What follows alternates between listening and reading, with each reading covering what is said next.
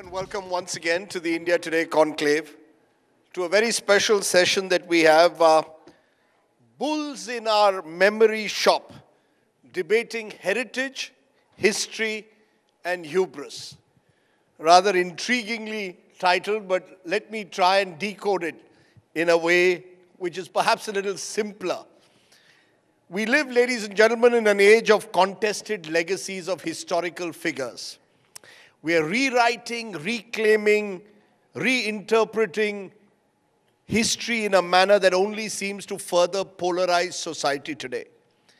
Is there a way forward where we can bring together an objective rendition of our history without breeding sharp social and political divisions?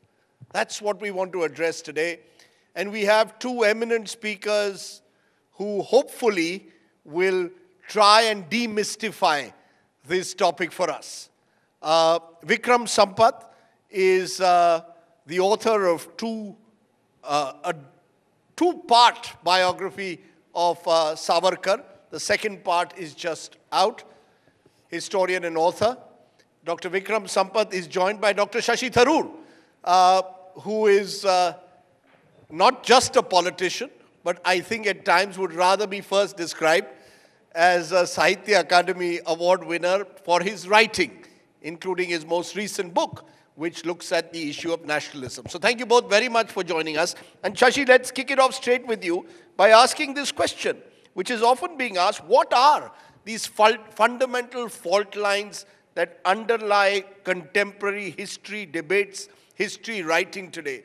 Is it Nehruvians versus the Hindutvavadis? Is it left versus right? Is it constitutionalists versus those who see an India that stretches into antiquity? What really defines the history debate today? I think what's happened, Rajdeep, is that what has opened up in the last few years with the ascent of Moditva, if you like, Hindutva plus the personality cult of Mr. Modi in power and the followers they both attract. What has changed, I think, is that an issue which many of us grew up assuming had been long settled has now reopened fundamentally. And that goes back to the founding of the Republic, the moment of partition, because partition didn't happen, as you remember, the split in the nationalist movement didn't happen over ideology. It wasn't Marxist versus capitalist. It didn't happen over geography. It wasn't North versus South. It happened on one key question. The question was, is religion the determinant of our nationhood? And those who argued that, yes, religion was their identity and that made them a nation, they left and they created Pakistan. And everyone else who remained pretty much of any consequence, starting with Mahatma Gandhi, embracing Nehru, Maulana Azad, Sardar Patel, Rajendra Prasad, the works, they all said, no, our freedom struggle was for everyone. And of course, Dr. Ambedkar then enshrined this in a constitution, debated over 2.5 years before being adopted, which enshrined that principle that India will be a secular, pluralistic state with room for everyone, irrespective of what their color of skin was, what the language they spoke at home, what religion they had or chose to worship, what caste they belonged to, that as long as they were citizens of this republic, everyone would be equal. Now, that fundamental idea was, I think, core to the evolution of Indian politics for the next 6 decades plus. And now we have a different ethos in power, which argues that no, India is fundamentally a Hindu country, and that everybody else here is either a guest or an interloper, and that the institutions of the state, the laws of the state, the practices of the state must reflect an allegiance to a certain cultural, civilizational understanding of India, which has nothing to do with the idea of India enshrined in the Constitution. And that, I think, is the fundamental fault line, because it is, people keep saying, no one gave you the right to have your own idea of India. My answer is, I'm afraid my idea of India is the idea in the Constitution. Where does yours come from? You want to answer that? Where does yours come from? The suggestion that Shashi Tharoor is making is that the fundamental fault line lies in how we, in a way, identify ourselves as Indians. Do we identify ourselves in India through the Constitution, or do we identify ourselves through religious identity? Rajdeep, as a non-politician and as a historian, I'd like to answer it from that perspective. that, we might be politically independent, but I think our minds are far from decolonized. Particularly this finds its manifestation in scholarship, in historiography, where we've very, very faithfully been adherents of that infamous Macaulay's Minute of 1835, that the whole role of education is to create a class of people who are interpreters, who are only in color and blood Indian, but in our morals, opinions, tastes, and intellect, we are English. And this manifests, it's probably most germane in the way history is written in India. And I'm not making it political at all. The first. No, you're welcome. You're welcome to make it political. It is political. Let's be honest. So the first brush that a young Indian will have with the history of her country is the textbooks. And what does she see there?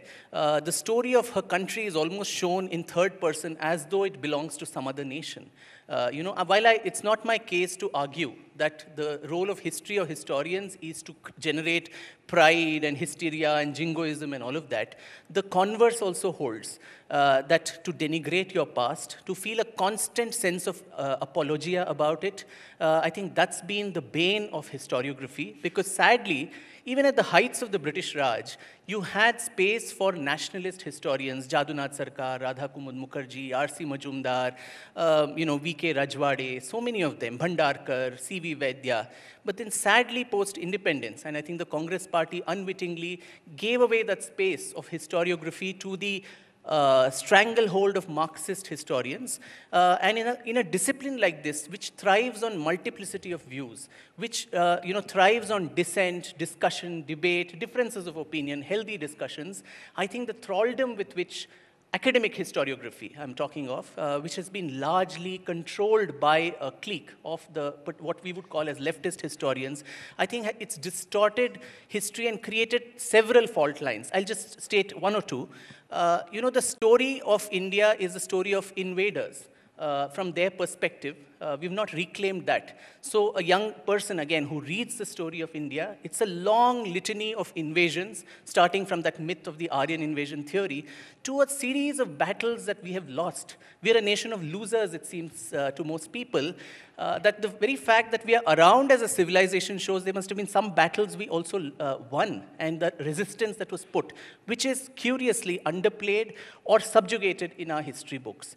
The other thing, we are sitting in Delhi, but the historiography of India is extremely Delhi-centric. Both of us come from below the Vindhyas. I think stories from our part of the country don't find mention as much as some obscure dynasties which are bigoted, Lodhis and Khiljis find incommensurate mention in books.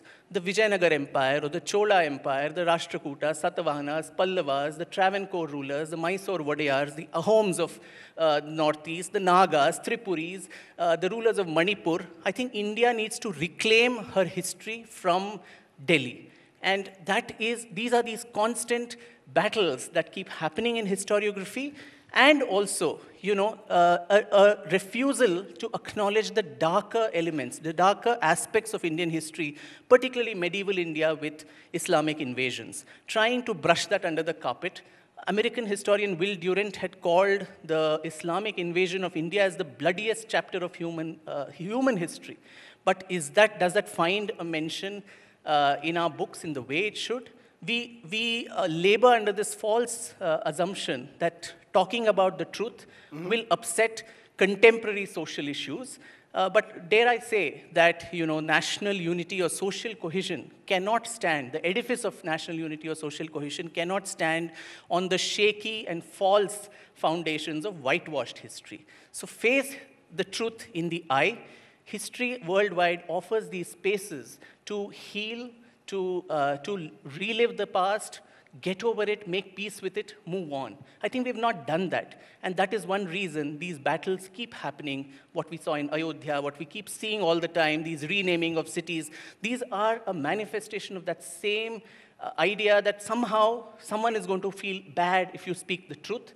And so we need to push all the muck under the carpet and put deodorant. At some point, the stink will show up. And that's what is happening. With Vikram. Basically, Vikram wants India to reclaim its history from Delhi, from Macaulay's children, from those who in the Nehruvian age, he believes, whitewashed history. and didn't tell the little subaltern histories. I could add a number of other names, Suhail Dev, who took on, the Ghazdis. There are many others whose names come out. Is that true somewhere? Or do you believe he's taking an extreme position and going to the extent where now I read Maharana Pratap actually defeated Akbar in the Battle of Haldigadi, which is a plain lie, but it suits a particular form of history writing.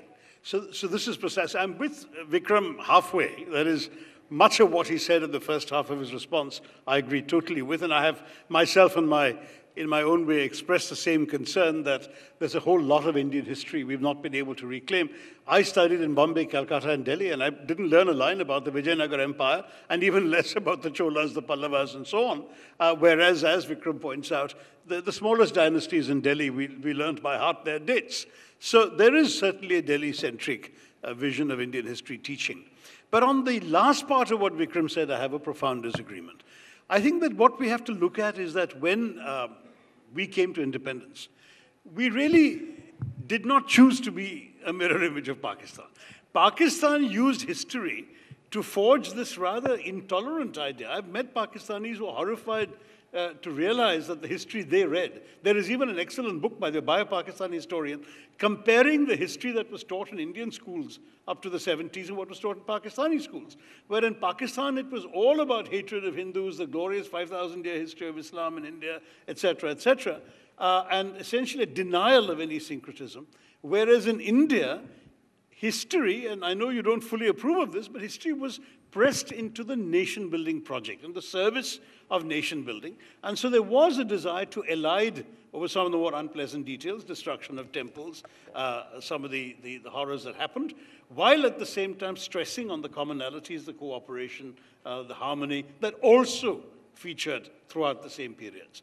And I think that that was a laudable objective in a country like ours. First of all, unlike Pakistan, we were a democracy. Second, unlike Pakistan, we were a much more pluralistic society. We had to knit together people of various differences. And we didn't feel, I think, I shouldn't say we, I was a kid myself at the time, the nation didn't feel that accentuating remembered divisions would have been the right way to go if you're knitting a nation together. And to my mind, that was actually the right choice. Today, what's happening is we are scratching at wounds that had actually healed. And you're reopening, and fresh sort of drops of blood are emerging from scars that should have been allowed to heal. Let sleeping dogmas lie would have been my preferred option. But unfortunately, this is where we're going. That might have been the case, Dr. Tharoor, I think, in the immediate decades after independence. But I think, have the wounds really healed? That's also the question. This, as I said... Are we allowing them to heal, Vikram? Well, I mean, sometimes just talking the truth, Ubuntu and the Truth and Reconciliation Commission, which South Africa did, of course, the victims and perpetrators, they were alive, and so they could come face to face. But I think it's a civilizational wound and a civilizational victim. I'll just give one example. I mean, we were the greatest universities in the world, the Oxfords and Princetons of the world in Vikramshila, Takshashila, Nalanda. And when Nalanda was, vandalized, books burned for 1 year, they say. There was so much of manuscripts and books by this bigoted Bakhtiyar Khilji. Today, if you go out of Nalanda, the ruins, the town is Bakhtiyarpur. The station there is Bakhtiyarpur station. In which country of the world will a person who actually desecrated your temple of knowledge be actually valorized? And also, by doing this, I think somewhere we're putting the albatross of these invasions on the neck of a young Indian Muslim man or woman who is not responsible for the invasions of Ghazni, Gori, Aurangzeb, and Tipu Sultan and all these.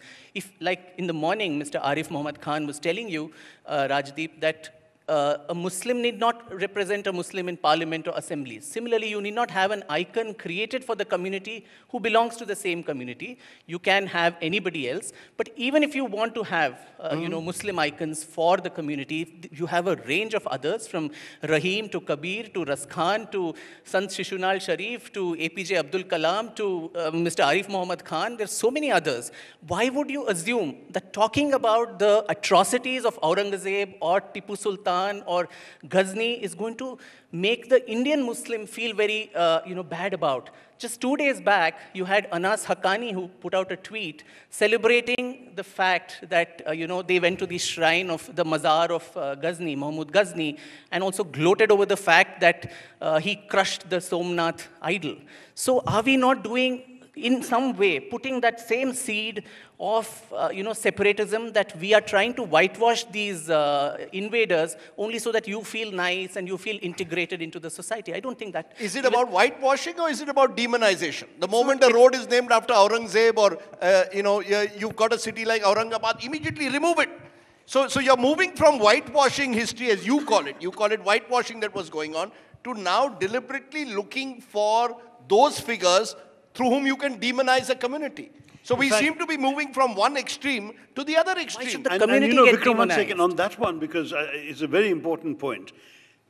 When this thuggish group called the Hindu Sena recently defaced some road signs, it was no longer about what a particular ruler did, right? So you want Aurangzeb Road renamed for the same reason you'd want Bakhtiarpur renamed, and I understand that.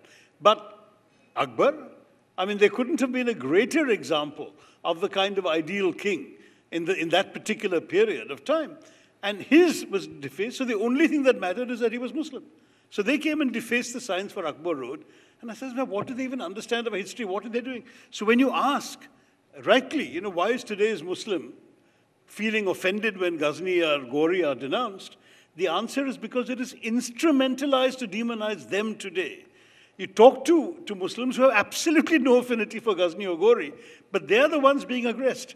After all, when some poor fellow is walking down the street and he's beaten within an inch of his life and told to say Jai Shri Ram, that's not my Hindu dharma, Vikram. And that's also not what building a democratic society in India can possibly be about. Which is why I said, I think the wounds haven't healed. And it's so easy to bring these out. So a truth and reconciliation commission where we set all this, as I said, world over, history offers these spaces where people can talk these uncomfortable truths, heal from it, learn from past mistakes, and move on. I think we have not made peace with our past, and that is why it keeps resurfacing every now and then as a cancerous growth from the body politic. No, but whose truth? Whose truth? The question is whose truth? Let's take a look at Savarkar, for example, who is now being reclaimed in a way, after having been possibly demonized by the Congress Nehruvian elite when you all were in power. Who decides who is the real Savarkar? Is the Savarkar the freedom fighter, as some would like to see him? Or is he a Hindutvavadi leader? Is he someone who called Gaurakshaks fools and spoke out against untouchability? Or is he this iconoclastic figure who has to be only seen as an anti-Muslim leader? Whose truth? Shashi Tharoor's truth? Vikram Sampath's truth? Whose truth? My truth is a combination of all that you said, Rajdeep, No, because these are complex figures. They are a bit of all of that. But the truth is our politicians reduce them to black and white caricatures. No, I think in all fairness, Vikram has done a good job of trying to draw in his 2 volumes, and rather hefty volumes, we've seen them, a very complex portrait in which he has been, some would say, very generous to the first half of Savarkar's life and perhaps not critical enough of the second half. But he's painted it all. It's all there. And though I haven't read every single word because that would take a year of both volumes, I have dipped into it. And it's a terrific work in terms of trying to reclaim for today's generation a person who, as you say, has only been depicted in one total caricature as this great nationalist hero, or perhaps total caricature as this craven supplicant for British mercy, who then essentially lived on a British pension for many years afterwards. And these 2 contrasting images mean that for some of us, it was very difficult to understand why Savarkar's portrait should be in Parliament at all, and that too opposite that of Mahatma Gandhi. Whereas what Vikram has depicted, particularly in the early years, up to about the time that he gets sent off to the Andamans, to that cellular jail, which I have visited, and it's certainly not a salubrious place. Up to that time, he was really a hero. As somebody, I think it was Manu Pillai in his review of Vikram's book, said if like Bhagat Singh, he had been hanged instead of sent off to exile and survived, might we not be hailing him today as a hero like Bhagat Singh? It's the subsequent year, the No, but look at invention of Bhagat Singh. Hindutva philosophy and the bigotry he showed, the involvement in mentoring Nathuram Godse and up there, all of these things that have cast a shadow over what Savarkar represents. No, but can you look at these figures who've traversed, decades as complex figures, or do we tend to look at them as black and white figures? Even Bhagat Singh. Let's be honest, Bhagat Singh was never close to anything remotely connected to Hindutvavadi politics. And yet today, he was a communist. he was a communist. He was a communist, but today, Fact check. but today Bhagat Singh is appropriated by the Indian right. Subhash Chandra Bose, who was a socialist, is appropriated by the Indian right. Mahatma Gandhi, you appropriate, and you appropriate Savarkar. Both together, you want to appropriate every leader, then give the truth. I don't know who is you here, because as I said, I don't belong to any political party, fortunately. You've been positioned at the right of the stage. That's by design, I'm by happy you. to be the centrist. No, but go ahead. But see, there are many facets to a person like Savarkar, who's very, very complicated figure. I've dealt in detail about those so-called petitions, that they were not mercy petitions, that these pension that he was receiving is something that that many other revolutionaries whose degrees was taken away were given by the British. The very fact that the British never trusted him, if he had become a stooge, they would have co-opted him. He was a very useful fellow who was trained in law in London. He would have been a part of the Viceroy's Council. Now, from a 5-year captivity in Ratnagiri after his release from Andamans, every time his petition came up for a review, the British said, we don't trust this man, because he had these underground networks with Bhagat Singh, with Chandrasekhar Azad, with Durga Bhabhi, with Sachindranath Sanyal, Raj Bihari Bose, all of them. So from 5 years, the term actually ended to 13 long years. That itself showed that the British never trusted him, and he was not a stooge as is made out to be. And also his role in the assassination of Gandhiji, time and time again, the courts have honorably exonerated him. And when the highest court, the Supreme Court, exonerates someone, I think for political purposes, it is unfair to keep on putting that albatross on him.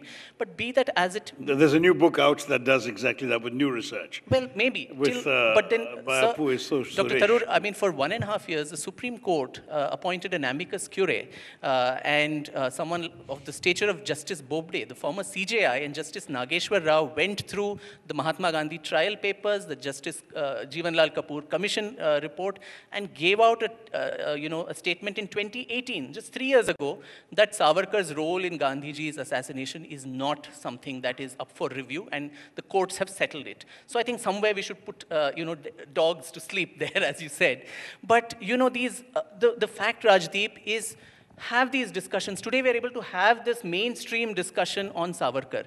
But in the 50s and 60s, I keep talking about this several times, someone of the eminence of Pandit Hridaynath Mangeshkar, who was in All India Radio. Savarkar was also a prolific Marathi poet. He wrote extensively in Marathi, Sagara, Pran, Talmalala, and Jayostute, and all of that. So this poem which he tuned, Sagara, Pran, Talmalala, which Lataji, Ashaji, others sang, for which he got a show cause notice, asking, why have you tuned this man's, why have you tuned this? And Mangeshkarji gave this 2-line reply saying, good poet, good poem. Reason enough to tune, but he lost his job for doing this. So you make someone a persona non grata, you don't even have a discussion on that person, and we talk of intolerance today. So, this culture, cancel culture of anybody who doesn't fall in this mainstream narrative is a traitor, doesn't belong to the nationhood. I think that is a very problematic piece.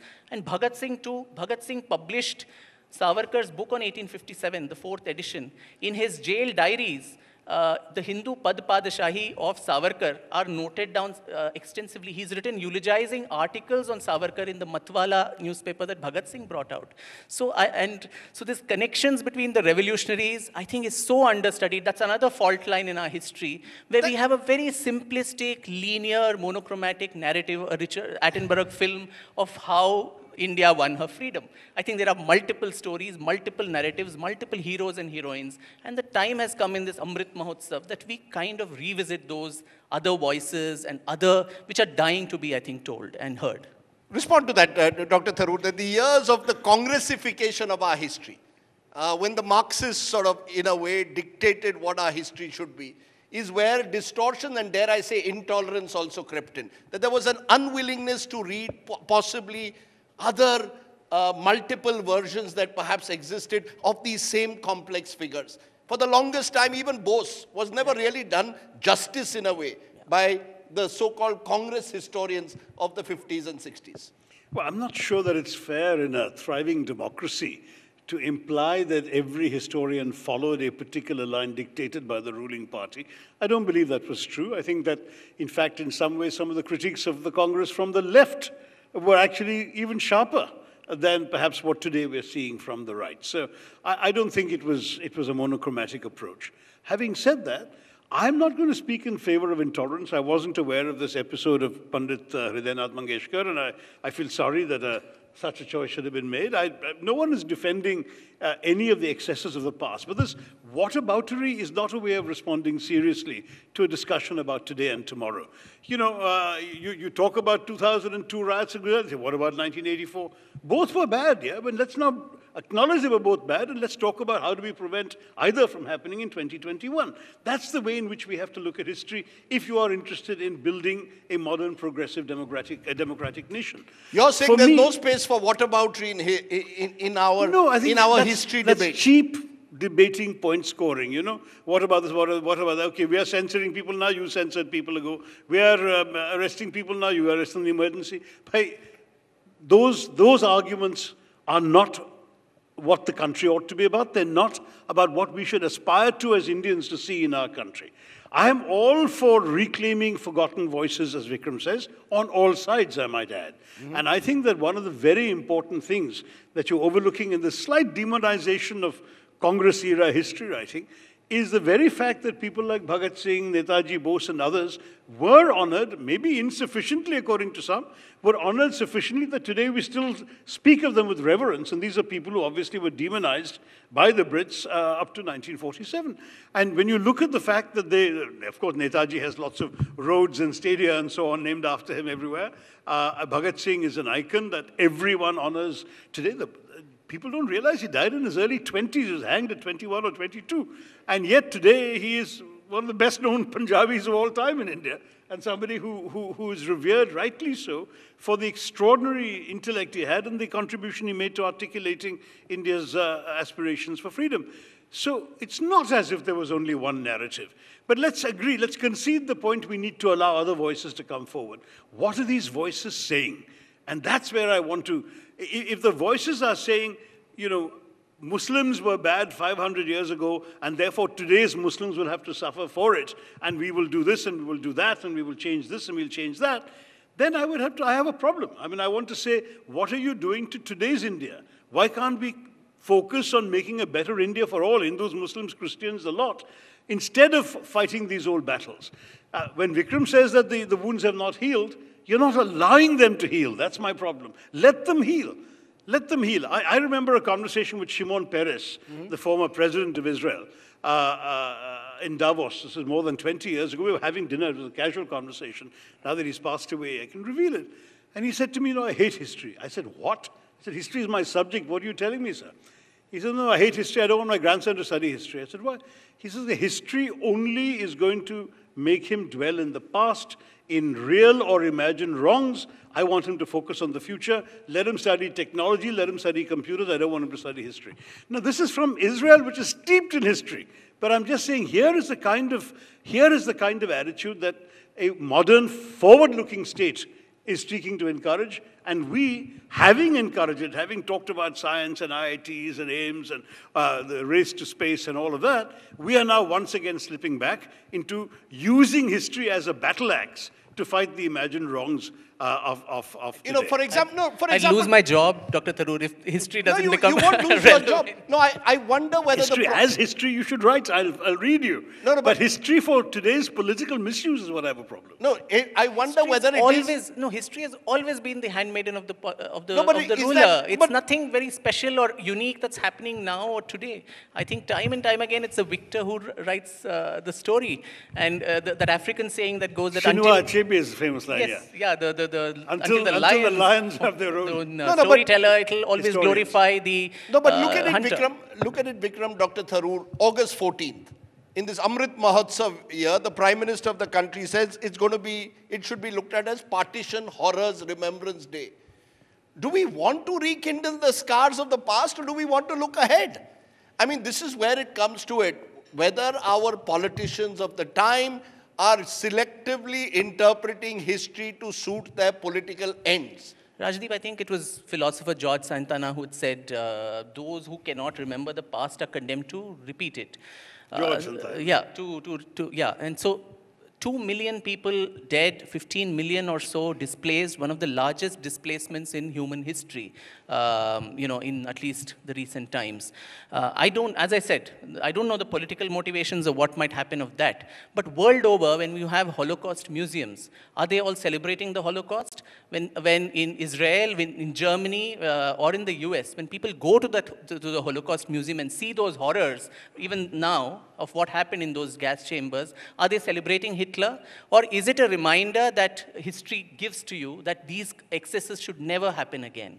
It should never be committed again. So I think... That's a historian speaking, not a politician. I said, luckily, Shashi, fortunately, I'm not. Dr. Tharoor, you're a politician. Let's be honest.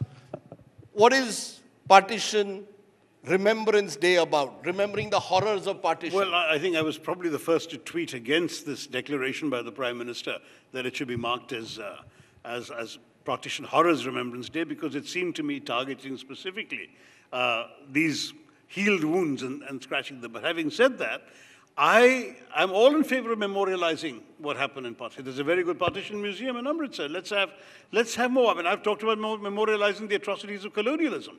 Not because today I want us to go and revolt against the Brits. That's over, that's history. But we should understand, we should, as I've said in talking about my book, I've said we must definitely forgive, but we must not forget. Now the problem is, here we have people who are not only prepared not to forget, who even want to revive memories, real or imagined, of what people have forgotten, and then instead of forgiving, want to punish the supposed descendants of those who perpetrated those wrongs. That's your fear. That's your fear. You cannot correct the wrongs of yesterday by creating new wrongs for tomorrow. But Dr. Tharoor, if you want people to not to forget the horrors of colonialism, and you write a book about the darkness of that period, would you also encourage historians then to write about the period of medieval age or the age of the so-called invasions that took place during the Mughal rule or previously during the sultans, that there were these horrors that were committed and you should not forget them? Would you say that one is acceptable and one is not? Or would you say, forget one, because today if you forget one, you'll open up new scars, but don't forget what the colonials did, because there are no scars to be opened up there. Dr. Tharoor famously argued for reparations from the British. We don't have reparations to take from Muhammad Ghazni, but the least reparation we can do for our national consciousness is to remember this. But you can't remember, you can't remember it by demolishing a mosque and building a temple. I mean, you're again bringing politics to me. So 80 million was the fall in the subcontinent's population between 1000 CE and 1525 with the end of the Delhi Sultanate. So these 80 million people, largely Hindus in this subcontinent, they just didn't drop down dead. Today we still have the Hindu Kush mountains. What is that Hindu Kush? It was a mountain of human skulls, of Hindu slaughter. So these are, and from 40,000 to 60,000 is the numbers spoken of the temples desecrated. Now you also have condescendingly Western historians who come down to us and tell us that Aurangzeb actually protected more temples than he demolished. And so he was a very, very, nice guy and so on. We know these kind of condescending historians who come and teach us what to be tolerant about and intolerant about. So obviously Hitler also could have probably massacred a lot more Jews. He didn't do it, so was he a saint for that? So I think these kind of perversions and it's, I think, an intellectual crime to subvert or subordinate the truth to political considerations, which happens on both sides. And to tell the truth as it is with a group of non-ideologically leaning historians, I think is the need of the hour to ensure that the story of India finally gets told to the future generations. But why can't it be told by multiple voices, Vikram? Why can't we have... So you have a Gyanendra Pandey writing about example after example that he's dug up of Hindu-Muslim cooperation during these periods. Sure. And by all means also have a historian cataloguing all the misdeeds and the temple destruction and so on, whoever, Sitaram Goel if you like.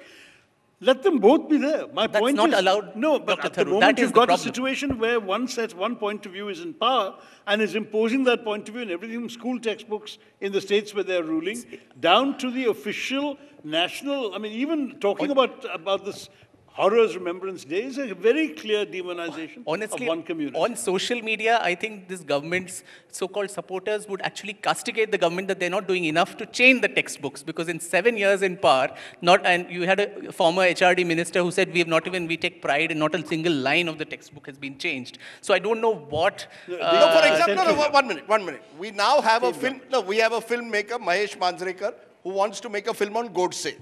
Announces the film on Gandhi Jayanti. And, obviously is sending out a message. You'll have Godse, as a hero trending as the top trend on social media. Loonies, Rajdeep. There are loonies everywhere.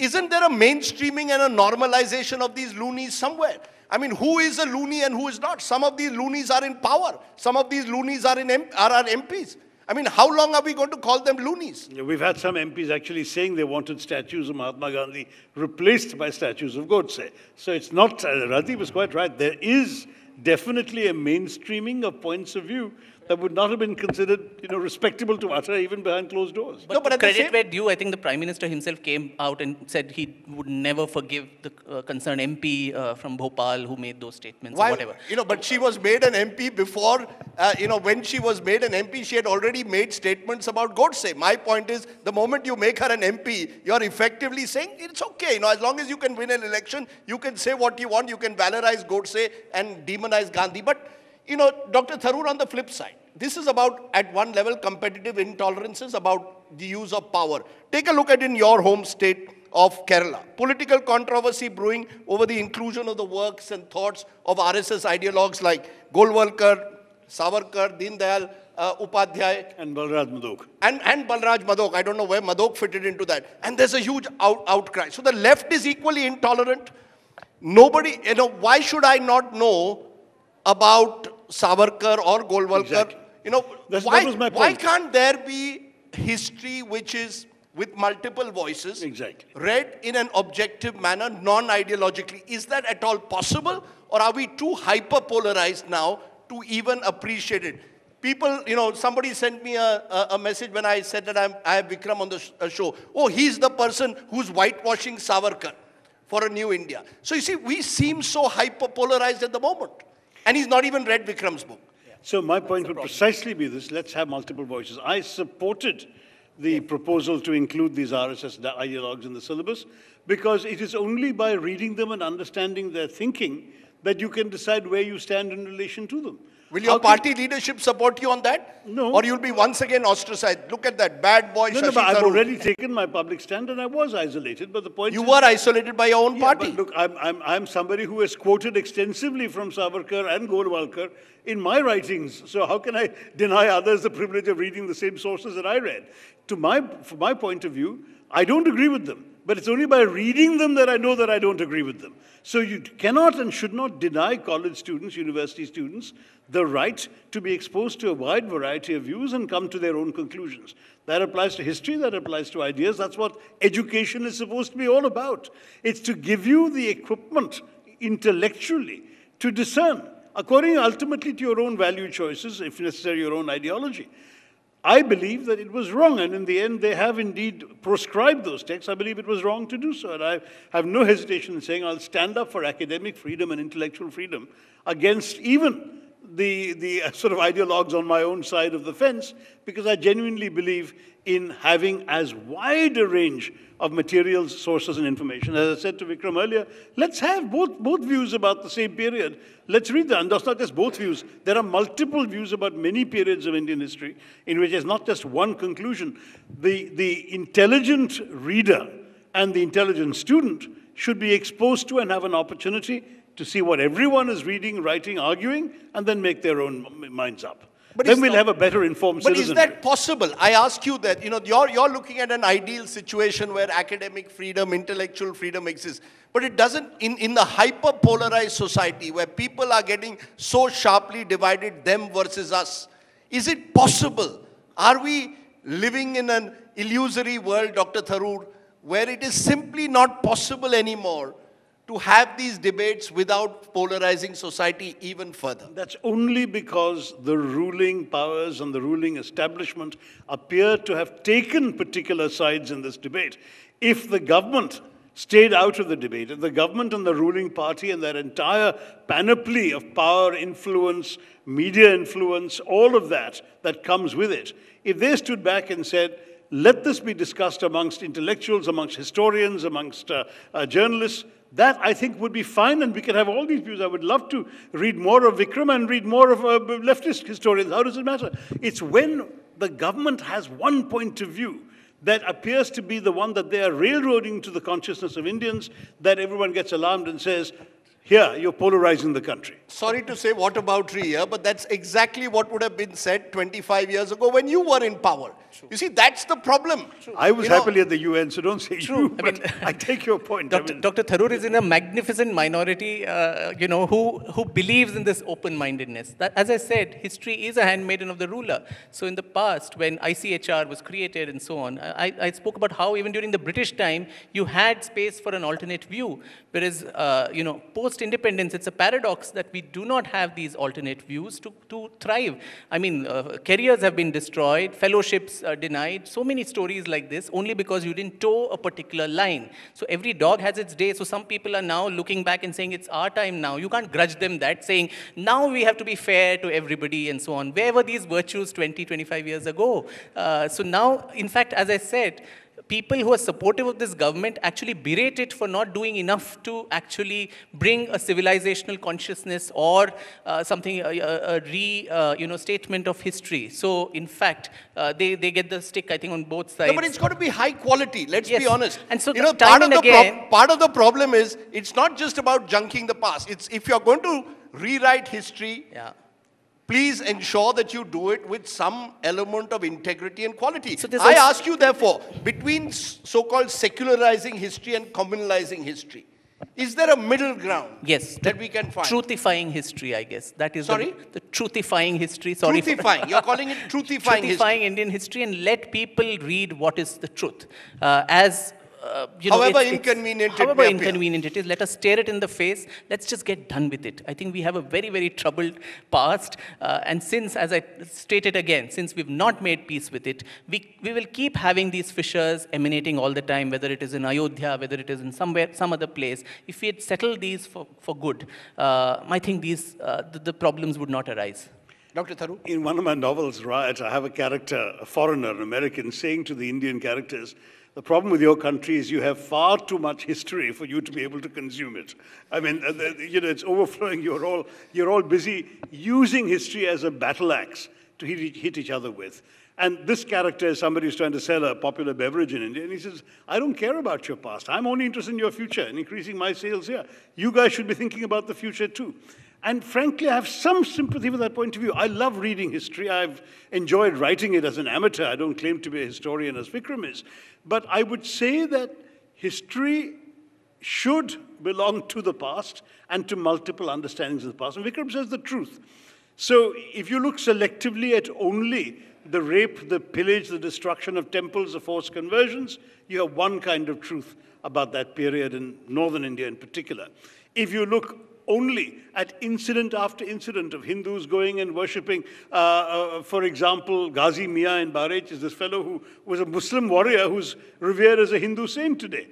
You've got people in many, many parts of India where if there was a natural calamity and a temple was destroyed, the local Muslims would come and rebuild it, and vice versa for a masjid. We've had so many examples like that are also present in our history. If you only look at that selectively, you'll have a different truth. And maybe if you read both sets of accounts, you'll arrive at a third truth. I feel we should let people have their own understandings, provided no one seeks to assert a monopoly of one version of the truth. That's where I would leave it. Let us let history remain contested for the past. But let us not bring those contests over into the present and thereby compromise our future. Maybe we should have a film. Maybe we should have a film on Kabir instead of Aurangzeb. Yeah, indeed. So maybe we should have a film on bridge builders rather than a Godse. Yeah. There are any number of, have a great film on Vivekanand instead of a film on Godse. Have a film on Kabir instead of Ghazni. But maybe we live in an era whereas in Bajrangi Bhaijaan, the actor says, कि प्यार बांटना बहुत मुश्किल है, नफरत फैलाना बहुत आसान. And I just wonder whether even history has got caught in these competitive hatreds of our time. I just wonder. It has, Rajdeep, and I would agree with Dr. Tharoor there about these multiplicity of views. I've always held, as a historian, that it's that famous poem we read as children, the blind man and the elephant. Each blind man touches one part of the elephant and says the elephant looks like the trunk, the tail, the body, and so on. They're all right and they're all wrong as well. History is that. Each person looks at one aspect based on either biases or the evidences that are available to them and reconstructs. It's the sum of all the parts. So do not deny any part in the false miasma of contemporary politics, contemporary social cohesion, and so on. And as I said, de-hyphenate today's Muslims from these invaders of the past. Make new icons who actually represent that composite culture, who actually represent that peaceful version that you talk of, rather than, actually deny and have this negationism that, oh, Aurangzeb was actually very secular, oh, but, this... The way to do that is to go back to the Constitution. The Constitution gives us a roadmap where we can all enjoy our own autonomy and be empowered as citizens of a free democratic republic. True. Let's do that and not, in fact, demonize people for what happened centuries before our republic was even born. Let's leave it there, because we are 75 years into our independence, and 75 years is a good step to look forward rather than look at the past possibly with anger and certainly not with hatred. This country, as yesterday Thomas Friedman called it, is a miracle country, a country of great pluralities. Let's celebrate that diversity rather than somehow or the other demonize our past. And that's really what historians need to do, provide us with those multiple voices that reflect the diversity of this unique country. Thank you both very much for joining us. Vikram Sampath, Shashi Tharoor. Thank you.